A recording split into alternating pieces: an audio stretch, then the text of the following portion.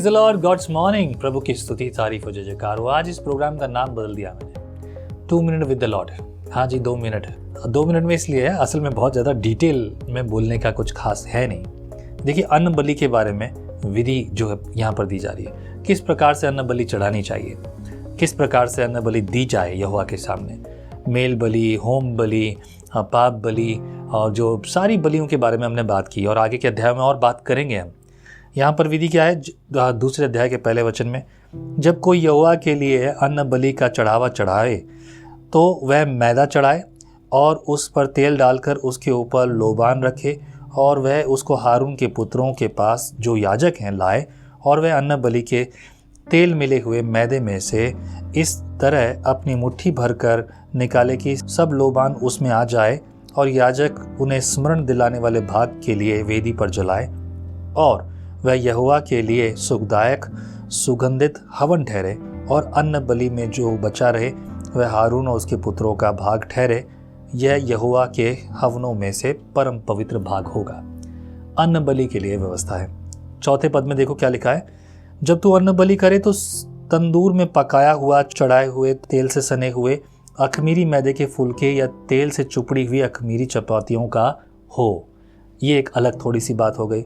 फिर 11 पद में देखिए, कोई अन्न बलि जिसे तू यहोवा के लिए चढ़ाए खमीर मिलाकर बनाया न जाए। तुम कभी हवन में यहोवा के लिए खमीर और मधु न जलाना। परमेश्वर अलग अलग व्यवस्थाओं को दे रहा। छोटी छोटी चीज़ें बहुत मायने रखती हैं। आज आपकी और मेरे लिए ये सब नहीं है, लेकिन ये बलि और ये व्यवस्थाएं चढ़ाई जाती थी। आज के दिन तक ये होता है, यहूदियों में तो आज के दिन तक होता है।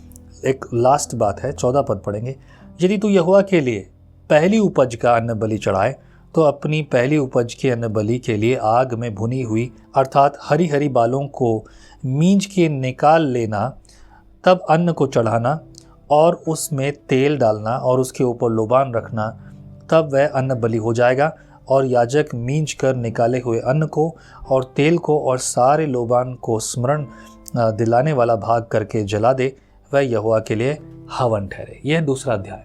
ये बात समझाने वाली बात है कि पहला दिया जाए, उत्तम दिया जाए, सबसे इम्पॉर्टेंट पहला भाग यहोवा का हो।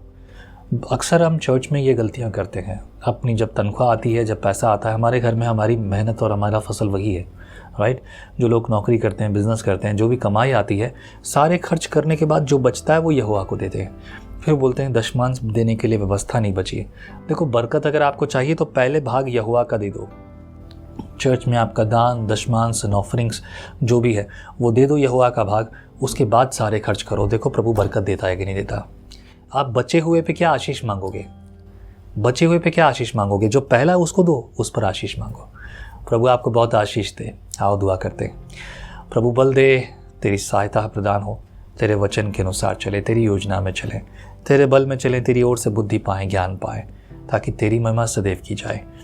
सारी समझ तो खोल दे प्रभु, हर प्रकार की बरकत और आशीष आज के दिन में दे, तेरे वचन को सीखने में, ताकि बुराइयां और दूसरी चीज़ें हमसे दूर रहें। मसीह यीशु के नाम प्रार्थना में मांगते हैं, आमीन।